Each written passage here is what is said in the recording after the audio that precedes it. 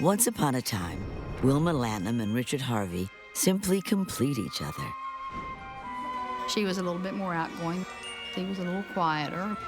They just hit it off. He loved her, and she loved him. Well, what else do you need? But their perfect union comes under savage attack.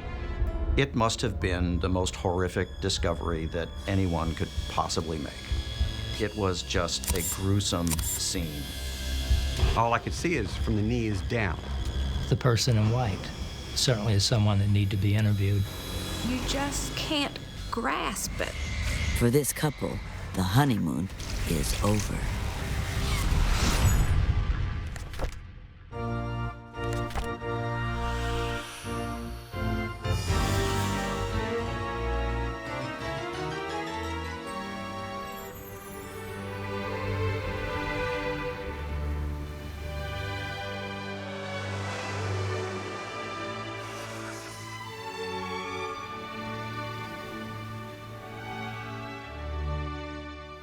The weather report calls for clouds on this day in Virginia Beach, Virginia. So the sudden beam of sunlight seems a blessing from above as it streams through a skylight and spotlights new bride, Wilma Lanham. We have come together at the invitation of Wilma and Richard. She saw the sunlight come on through. I'm sure to her that just meant that everything was going to be perfect. The 35-year-old vivacious high school music teacher has always worn her heart on her sleeve. Richard, do you have She was Wilma? crying. There were some tears, but it was tears of happiness. She was very emotional. Will you love her, comfort her, honor her? 35-year-old Richard Harvey is a laid-back restaurant manager and loving dad of 3 young kids. I will. She was marrying a man that had children, and she was ready to make that commitment to be a mother. Will you have Richard to be your wedded husband? After a few failed marriages, he's happy to be finally getting it right. A nice-looking man with a nice job, and he said he loved her, and she loved him. Well, what else do you need? The newlyweds exchange vows in a simple ceremony shared with close friends and family, the people they draw strength from. Wilma was not a big show person, and I admire her for it. I think all these big, showy, ostentatious weddings that people have don't do anything about the love that's in your heart. Richard and Wilma, I now pronounce you man and wife. You may kiss the bride. Hey,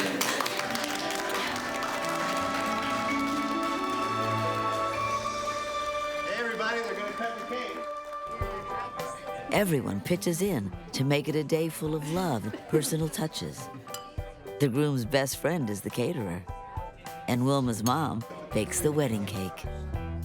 I think the wedding was a happy moment for everyone there because it's what she had always wanted. You just hope and pray that everything is going to work out for them. But it seems those prayers may have gone unanswered. 10 months after their blissful day, Wilma fails to show up for her job at a local high school. It's strange. The devoted music teacher has never been late for work, even once. But when you got somebody that's dedicated, they're there all the time. If they're going to be late, they call. Have you seen Wilma Lanham this morning? And when that person doesn't show up, you automatically, alarms start going off. I want you to call the house, see if anybody's there. Yes, ma'am. And I need you to call a substitute teacher. Yes, ma'am. School administrators try her at the couple's home, No answer? but get no answer. Concerned, they reach out to the contact on file, her cousin Deanna. Hello, Deanna? They knew that if anybody would know where she was, that I would. And I said, no. I said, I haven't talked to her. Okay, thank you very much. The assistant principal decides to go check Wilma's house. Something just feels wrong. Wilma would not just be AWOL. She wouldn't do that. Make sure you get the teacher in there, okay? Has something happened to the vibrant music teacher? Music has always been in her life, ever since she grew up with 2 siblings in the coal mining region of West Virginia. She was in the 2nd grade, and she came home from school and said, Mommy, I want to take piano lessons. You didn't have to say, Wilma, it's time to practice. You need to practice. She was always at the piano. Her voice was just pitched to perfection. And her vibrato, I mean, it just flowed like a stream. And she was wonderful. After graduating college with a master's in music, she moves to Virginia and lands her dream job at a high school in Norfolk. Wilma definitely wanted others to be able to appreciate music like she did. And so that's why she wanted to be a music teacher. Her passion for music is so strong, she demands the most from her students. Knock it off. What? Hey, No one's just skating through this class. do you think this is appropriate in my classroom? Wilma was a petite dynamo. She wasn't afraid to stand up to students that were head and shoulders above her. Am I making myself clear? She would not abide anything less than what she thought was the best her students could produce. Even though she's found joy in her work, she yearns for children of her own. But sadly, that dream is unlikely to ever come true. She'd had problems from the beginning of puberty. We took her to the doctors, and she was tested and things, gave her medication, but they said she probably wouldn't have children. For many, many women, becoming a mother is a very important part of their identity. Wilma really longed to be a mother, even though physically she was unable to give birth to a child. Still, she holds on to the dream of getting married. When we were little girls, we had Barbies with bridal dresses. And of course, we all felt that someday we would be the Barbie in the bridal dress. And I think it was very important to Wilma to be married. But she has trouble finding Mr. Right. As she enters her mid-30s, she worries she may never find her soulmate. Back then, if you weren't get married shortly after high school, well then people start thinking, oh, you're an old maid. You're just gonna be an old maid school teacher. She hopes they're wrong, and the man for her is out there, somewhere. Although she doesn't know him yet, Richard Harvey is born and raised right there in Norfolk. A guy's guy, his passion is sports, in which he excels. He played all the sports, baseball, football, all the various different sports. He was very athletic. He gets a degree in phys ed and starts teaching gym class. It's a fun job, but it doesn't quite pay the bills. He had got out of teaching because of all of the difference in pay of what he really wanted to have in his life, and so therefore he went into the restaurant business. There he finds his calling and quickly moves up the corporate ladder. Cooperation makes it happen, people. He's a natural leader who can handle the stress of a kitchen. Handsome and funny, the girls like him. But when it comes to choosing the right one, he keeps striking out. He had been married 3 times before, and he had been divorced 3 times, and he had 3 children. The hardworking father of 3 has learned his lesson not to rush into marriage. You think you need a check on your table, Whitney? He hopes now that he's matured, he'll find a woman he can settle down with for good. All right, keep it up. Richard had had some bad luck in choosing mates. Keep up the good work. He still had this optimism that he could find the perfect wife. Then one day, Wilma's having lunch with her cousin when she catches the eye of the hunky restaurant manager.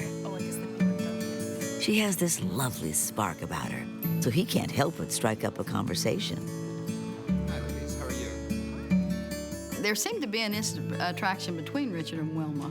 I actually teach music at the local school. Well, you know, I used to teach. Really? What did you teach? We should perhaps get together sometime. That would be great. I can give you my number. Yes. She'll take the handsome manager to go, please.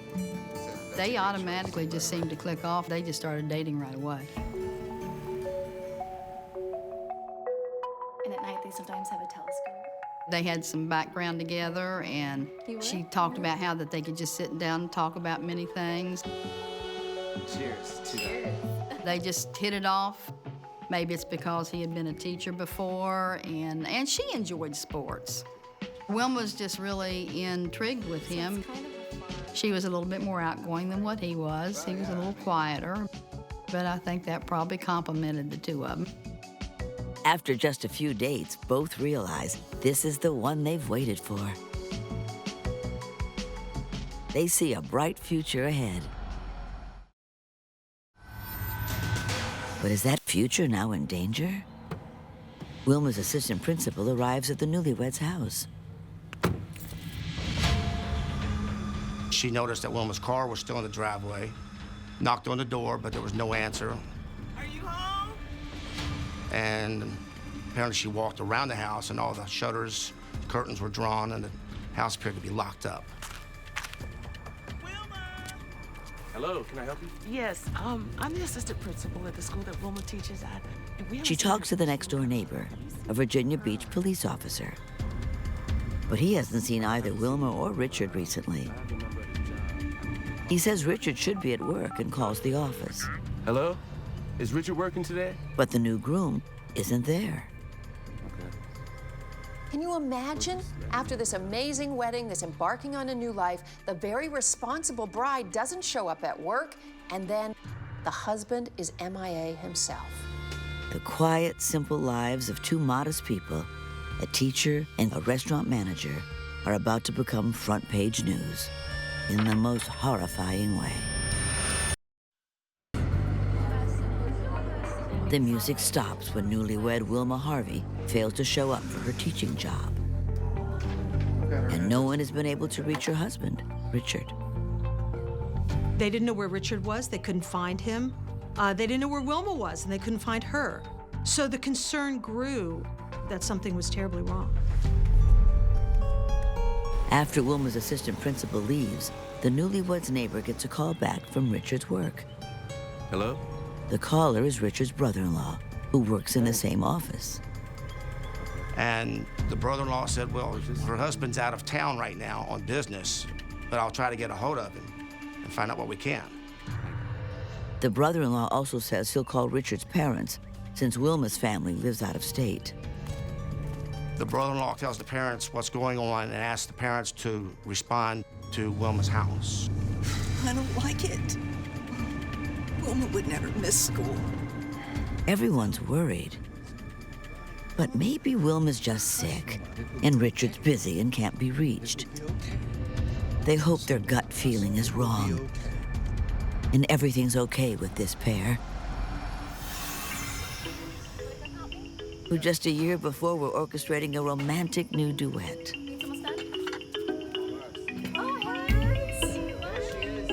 They spend a lot of time hanging out with their inner circle of friends, including Wilma's dear cousin, Deanna Barney,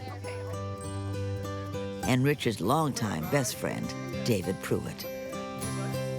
Everyone can see how perfect they are for each other. Oh, I could tell from the very beginning that, they were falling in love. They wanted to be together all the time. We owe it all to her.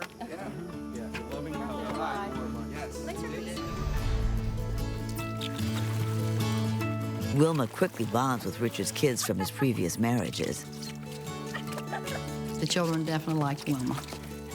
They thought a lot of her, and she thought a lot of them. For Wilma, it's literally a dream come true.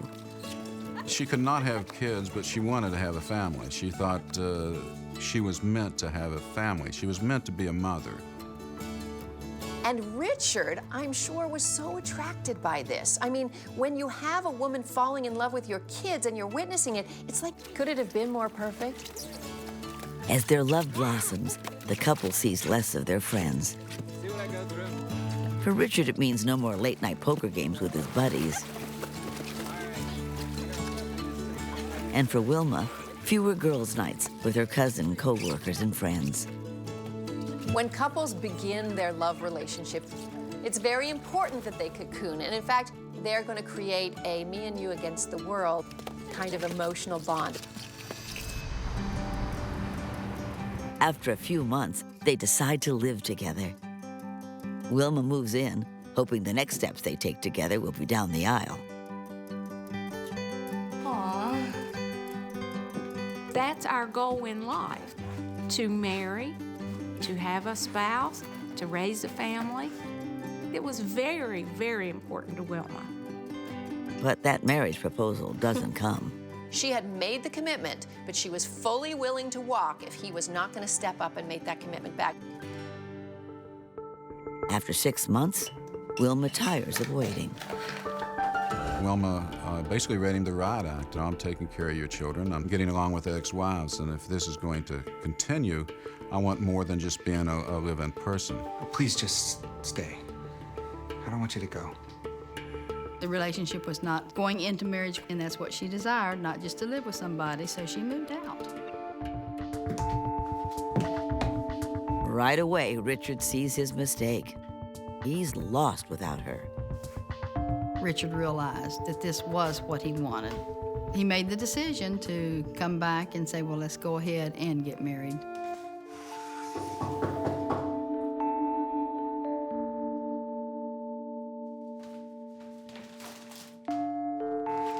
Wilma, I'm here because I think I made a bad mistake.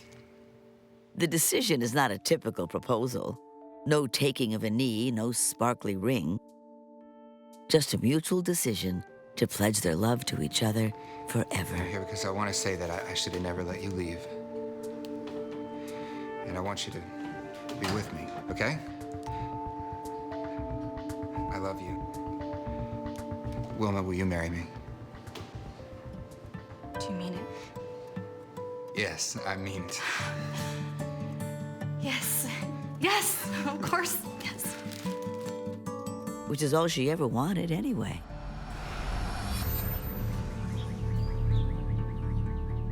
But now, no one can find either one of the lovers. Wilma! Wilma! Letting themselves in with a spare key, Richard's parents check the house with Richard's brother-in-law and the couple's neighbor.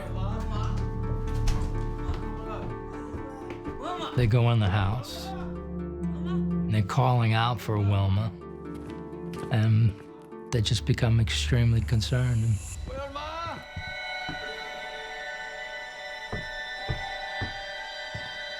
Then, in the master bedroom, they finally find Wilma.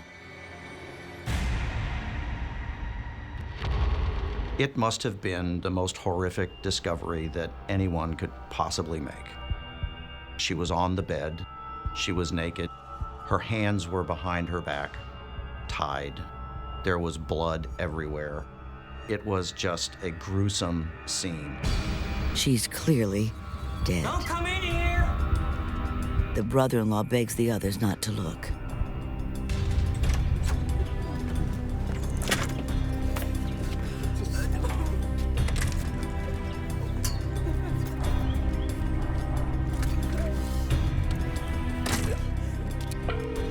They call police. Then the rest of the family. If someone dies in a car accident, that's very tragic. But for someone to be murdered in your family, it's just unheard of. You can't grasp it. I initially got a call from Deanna, and she started telling me what happened. And first thing I said was, where's Richard? There's been a murder. Where is Richard? Is it possible he had something to do with his bride's gruesome murder? Or is he the second victim? Wilma. 10 months after Wilma and Richard Harvey's simple wedding, Wilma is found slain in the couple's home the day before Valentine's Day. She was tied up, then viciously slaughtered. It's a horrible way to die. I mean, there were more than 20 stab wounds. Wilma did not go without a fight. She has defensive wounds to her forearms. She has a defensive wound to one of her hands where she tried to grab the knife blade. Who could have killed this happy newlywed in such a gruesome way. As detectives search for clues, they discover no sign of forced entry. You're immediately starting to think that it must be someone that either is related to the victim or is a friend of the victim and had access to the house. An hour after the body's discovery, Richard's brother-in-law tells police he's finally spoken with the new groom, who's headed back from a business trip in Rhode Island. But is his trip just a cover story? The spouse is almost always a prime suspect. You look at them first, and then you try to rule them out as quick as you can or rule them in. The husband was nowhere in town at the time. Well, is he on the run? Did he do it? Just don't know at this point. While they await his return, detectives question the rest of the family and friends. I'm Deanna, her cousin. Ma'am, do you know of anybody that might have a reason to do anything like this? She had some... Wilma's cousin says she actually suspects one of Wilma's students. He gave her some trouble. I'm mouthing off or something. I don't know. Knock it off. What? Hey, what's going on? Come here. Do you think this is appropriate in my classroom? Wilma just didn't take any guff off of him. She had told me that she had backed some guys up against the wall at school and told him, now, you're not going to do this in my class. She was not afraid to do that, even to large kids, much bigger than her. She was not afraid to stand up to them and demand respect. Had Wilma's tough talk backfired on her? It's hard to estimate teenagers. You know, they're like children's minds, but big, strong, adult-like bodies. Makes you wonder, could a teenager have done this? I don't know who could Detectives need to question everyone in Wilma's classes to learn more.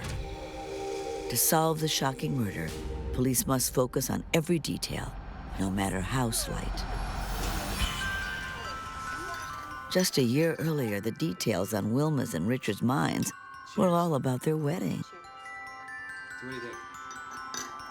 They want a simple ceremony surrounded by family and friends. I think this is the one. I like it. Now. Their wedding cake will be a one-of-a-kind masterpiece, baked with a mother's loving touch. Wilma wanted her mother to do the cake. It was her special cake for her special day. One that nobody else would have anything like it. What do you think? No. As the wedding day draws near, the busy couple's schedules get even more jam-packed. Working, spending time with the kids, and planning a wedding isn't easy. Hello.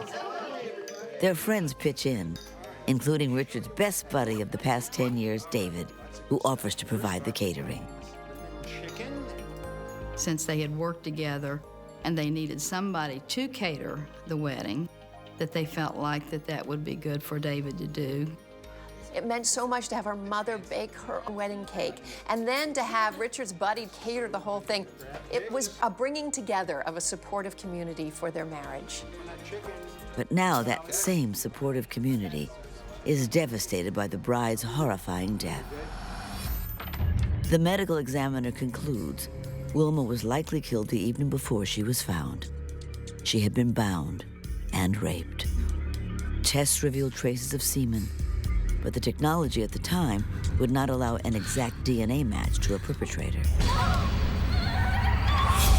She died from multiple stab wounds and having her throat slashed. Someone really had a lot of anger built up in them. Detectives follow a trail of blood from the bedroom into the adjoining bathroom, where they find a pair of gym shorts soaked with blood. The autopsy showed Wilma's body was streaked with a mixture of water and blood, as if someone had tried to clean her up after the murder. Another strange detail is that despite the frenzied attack, Wilma's glasses are neatly in place, like someone put them on her afterwards. Just so unusual. I mean, you've just brutally murdered someone and you put the glasses back on. The washing up and replacing the glasses, they're almost caring gestures after such a cold-blooded crime. Was the killer conflicted about what he'd done? Who would care enough about Wilma to want to clean her up some? There again, it just leads to someone that was close to her. It also looks like the perpetrator was searching for valuables to steal. The drawers were taken out, the clothes were removed. Well, was it a robbery? But the other signs point to a personal motive as well. Then, detectives find exactly what they need to narrow the field of suspects down to one: a fingerprint on the inside lens of Wilma's The glasses. positioning of the fingerprint indicated that it was from someone who was placing the glasses on her face. They felt like if they could find out who left that fingerprint, that they knew who the killer was. They need to run the fingerprint through the database. Will it be a match to the new groom? There were all kinds of questions regarding his absence and the fact that she was there alone, a relative newlywed left alone. Wilma's cousin recalls the last time she saw Wilma, 2 weeks before the murder. The new bride didn't seem herself, like she was unhappy about something. What's going on with you? I spent that night at the house. Her mood was very somber that night. There was something not right. I couldn't put my finger on it. Had the newlyweds' perfect love gone sour? I felt like there was some tension there, but I really didn't know. And she didn't say anything to me. Wilma took the reason for her dark mood to her grave. The theory that one of Wilma's students might have killed her seems so much less likely now. Whoever committed this heinous crime and left that fingerprint had rage well beyond the schoolroom spat. Soon a new witness will surface with a tantalizing story of who was in the house on the day of the slaying. 2 hours after discovering Wilma Harvey's body, Virginia Beach police detectives have still been unable to interview her new husband, Richard, because he's on his way back from Rhode Island. As they wait for his return, investigators canvass the couple's neighborhood. They find several witnesses who saw a green car outside the house that night. They also talk to the paperboy who stopped by the Harvey house to collect the night before the body was found. Knocked on the door. She answered. Hi there. Hello, Mrs. Harvey. She invited me into the foyer, which wasn't unusual. Okay, I'll be right back with some lunch. That's when the paperboy saw she wasn't alone. I happened to notice somebody sitting on a couch or a chair in the room. All I could see is from the knees down. You could see the white pants and the white shoes. Couldn't necessarily identify whether it was a man or a woman, just a person sitting there. She got a money box and paid me out of the money box, which was typical. Is the mysterious person in white Wilma's killer? The person in white certainly is someone that needs to be interviewed and very well could be a possible suspect. Then, 10 hours after the body was found, Richard Harvey finally returns, shell-shocked by the news. Detectives question him for hours. Tell me again why you left Virginia Beach. I went on a business trip. The police had to sort out the timeline. Could he have killed her and then left town as a cover? Those are questions that they're bound to ask. They have to. He explains he's been away for almost a week. He says he suspected something may have been wrong with Wilma the night before. Reach her. He said that he had made several attempts to call her from where he was on his business trip and got no answer. When I couldn't reach her on the phone. He couldn't be reached immediately because he was in a training seminar. As soon as he heard the news, he rushed home. I was worried. Investigators need to run down his alibi. And there's something else they need to check. Sir, I'm gonna take some fingerprints from you. Don't mind, stand up. Come on over here, please. They know that the thumbprint on the glasses does not belong to Wilma. The next step is to get fingerprints from Wilma's husband and either put him in the frame or eliminate him from having touched those glasses. Right hand, please. The new groom can't believe he's now being treated as a suspect in his wife's brutal murder, when just 10 months earlier, he'd stood next to her, joyfully exchanging their marriage vows. She was getting what she wanted. She wanted Richard, she wanted a family. He'd chosen a bride who was very compatible, who was willing to be a happy stepmother to his kids. He'd finally gotten marriage right. After the ceremony, they head out on a simple honeymoon. Just a couple of nights at a local hotel, but it's the perfect little romantic retreat for down-to-earth Wilma. She didn't need to go to Hawaii. She could be happy in her own backyard. You know, that was Wilma. The newlyweds buy a cute new house together, and Wilma happily nests. But now that home has become Wilma's death chamber, and her loving husband, a prime suspect. But when the fingerprint results come back, it's a stunning turn no one expected. The print on Wilma's glasses does not belong to Richard. Despite all their suspicions, this evidence proves he's completely innocent. It's a blow to the investigation, but a relief to Richard. In the midst of his shattering grief, he's had to endure the agony of being a suspect for nothing. It must have been just awful for Wilma's husband to get off the airplane and then have to face questioning by the police. All this happening the day before what was to be his first Valentine's Day as a newlywed. Imagine what he felt like, his bride, the love of his life, the marriage he'd finally gotten right, to be murdered in such a brutal way. It's so hard on Richard. And now police are back to square one. But soon they will get a match on that crucial fingerprint.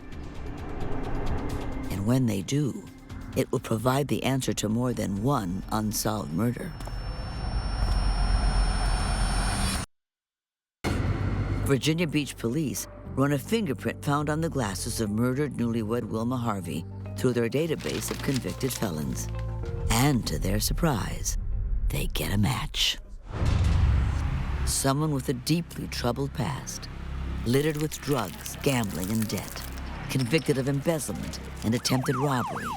He'd even done prison time.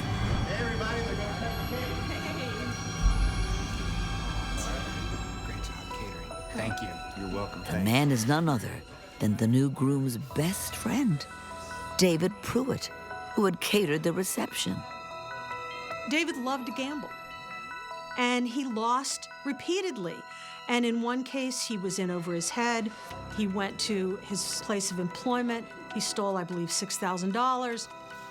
Richard had been one of the few people who always stuck by David. Over their decade of friendship, Richard always thought he saw goodness inside his troubled friend. Even after David went to jail, Wilma's husband still was there to help him, testified for him, got him out on bail, got him a job at the local restaurant where he was a manager.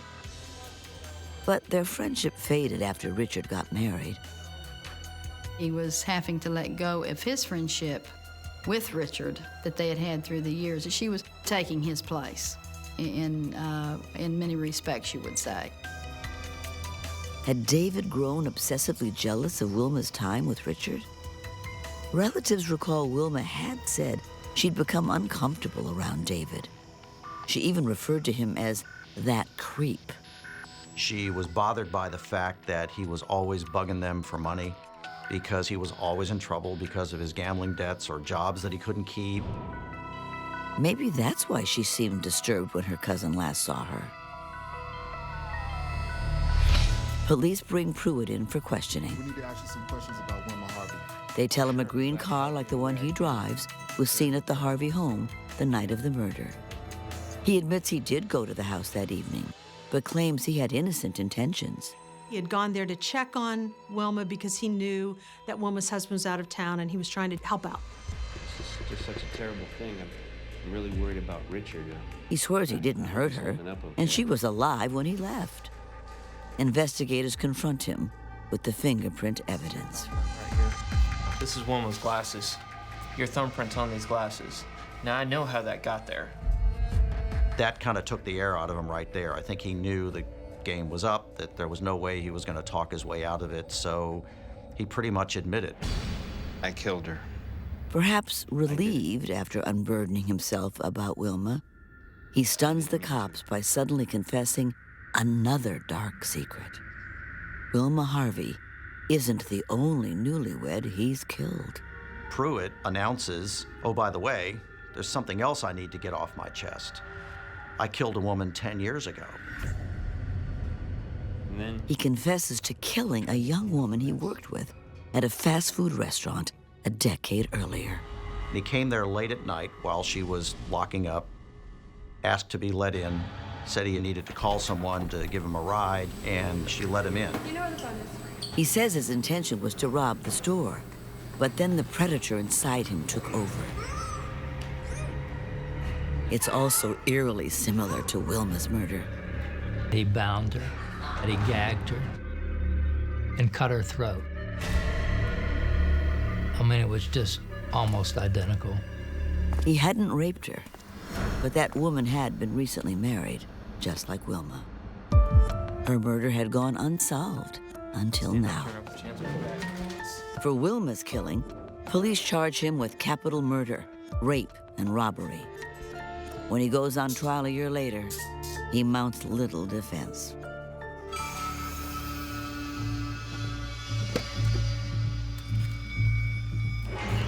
David admits he stopped by the house after work that night to check on Wilma, knowing her husband was away. Are you sure you don't need anything? I mean, I don't mind helping you out with anything while Richard's gone. She was busy ironing her students' choir stoles for an upcoming performance. When the paperboy came by to collect, David saw where Wilma kept her money.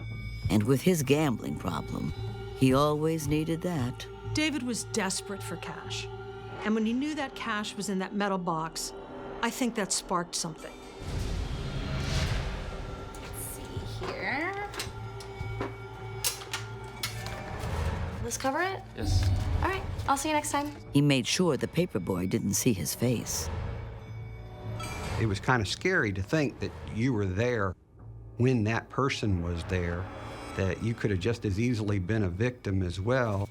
Let's cover it? Yep, thank you. All right, I'll see you next time. Then Wilma announced she had to change for choir practice. I'll see you later. Yeah. But David came up with an okay. excuse to linger. Can I use your bathroom? Sure. You know where it is. I'll see you later. All right.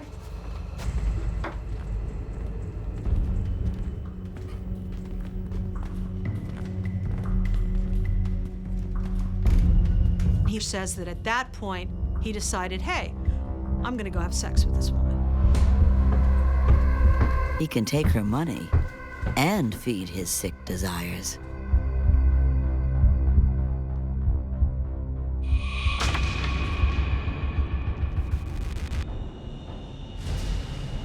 He had hidden a knife he brought with him under his clothes until now. He's got a knife in his hand. He puts the knife to her throat, then tells her that he's gonna have sex with her. In his warped mind, it's sex, but in truth, it's brutal rape. He makes sure she can't fight back. Wilma is there in a perfectly helpless position with a person she befriended on top of her with a knife at her throat. At that point, I believe that she thought he was simply going to go downstairs and take the money and leave. But instead, he stabbed her and stabbed her and stabbed her 29 times around the throat. It was a vicious, vicious attack. He then ransacked the house, looking for things to steal. Something in his subconscious made him go back to her.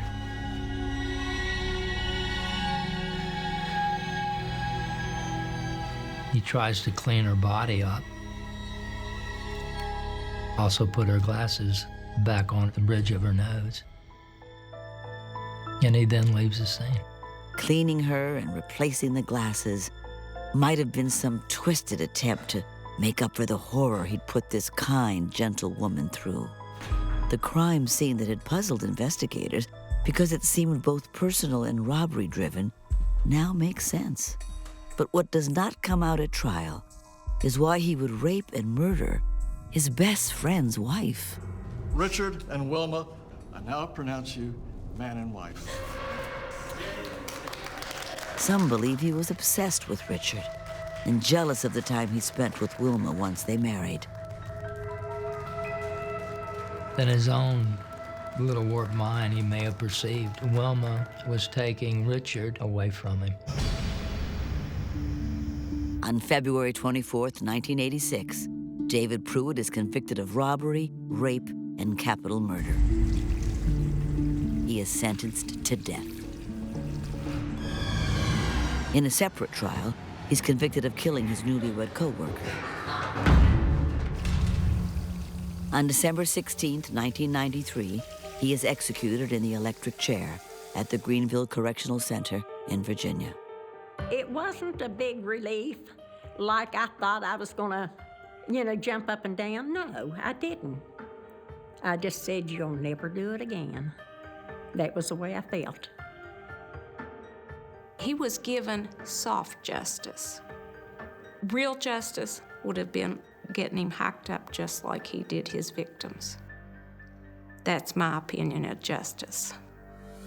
Poor Richard never could have imagined a man he called friend could be capable of this.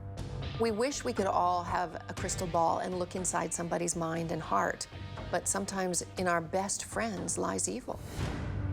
After Wilma's murder, Richard immersed himself in his church community. He finally found love again, but has never forgotten his vibrant Wilma. Nearly 30 years later, her absence is still deeply felt by all she touched, her family, her friends, and the students she was so devoted to. He took something that I could never replace, that I will never have again. We were like sisters. And I just miss it. I don't know if there's anything I can say that I miss the most about Wilma. I think I miss everything about Wilma.